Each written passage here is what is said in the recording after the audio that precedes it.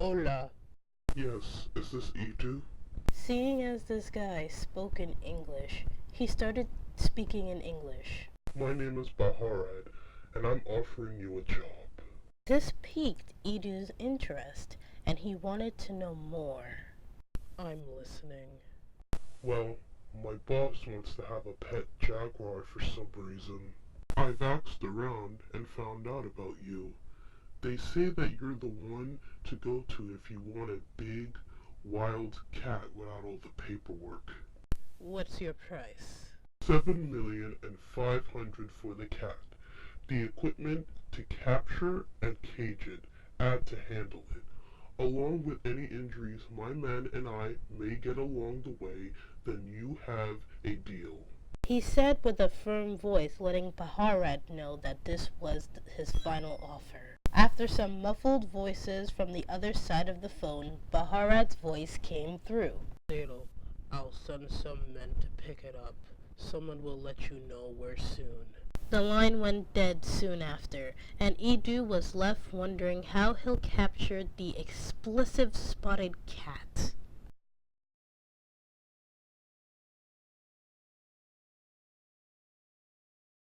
Daiane was creeping through the tall grass near the water, waiting for the right moment to strike her unexpected prey. When that moment came, she didn't hesitate and pounced on the small alligator. She bit down on its skull, crushing it in one bite, effectively killing it. After she made sure it was dead, she started dragging her dinner to a safe place so she could eat it. Daiane dragged it all the way to a tree that had bloodstains on it from all of her previous kills. She firmly gripped the alligator in her mouth and started to climb up the tree to eat it. Once she had found a suitable branch to eat on, she plopped the creature down and it limply hung from the tree. Daiane had gotten comfortable on the tree and laid down and started to dig in. When she was done, there was still some of the animal left, so she dragged it up to a higher branch to save it for later. Daiane did this in case hunting was rough and she didn't get much food. After that, she leapt down back to the branch she had dinner on and settled down to take a nap. When Daiane woke from her nap, she went towards the river just north of the tree to get a drink. Along the way, she ran into Arthur, another wildcat friend she has made over the years. He had a dead rabbit hanging limply in its mouth. Daiane and Arthur became friends when they met in a tree, both eating. After they finished up their meal, they started to talk. Soon after that, they became friends, occasionally helping each other out with some small tasks like hunting, like that time when Daiane had saved Arthur from the jaws of an American crocodile. They nodded at each other and went their separate ways. She knew that Arthur must have been hunting, so they didn't stop to chat. About halfway to the river that was just along the edge of the border between the rainforest and grasslands, Daiane stopped in her tracks. There wasn't a sound to be heard, at least not anywhere near here, and that was the problem. The rainforest was quiet. Even at night, you would hear the night hunters prowling around in the darkness, stalking their prey. The sounds of frogs and the crickets talking to each other, the rustles of the forest floor made by the rodents scurrying to their dens. But Daiane heard nothing but the few rustles of the leaves made by the wind.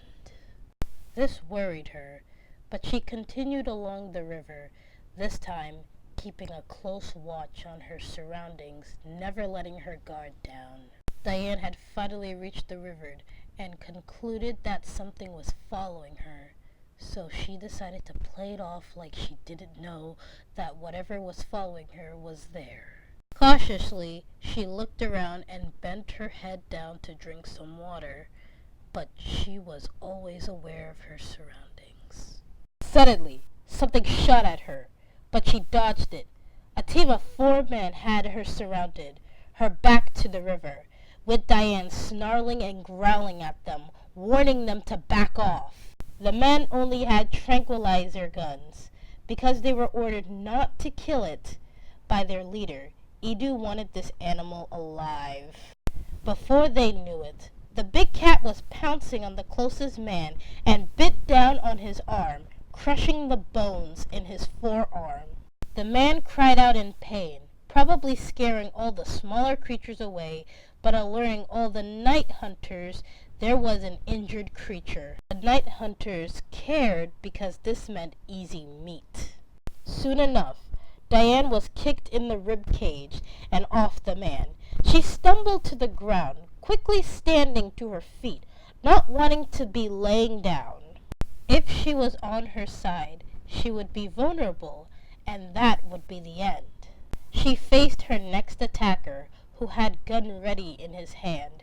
She quickly swiped at it, not liking the object at all, and scratched the man's chest.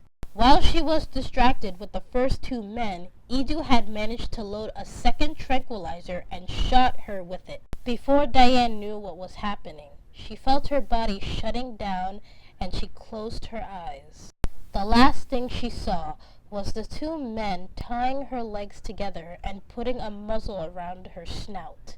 She could faintly hear the sound of metal clinging before she was completely knocked unconscious.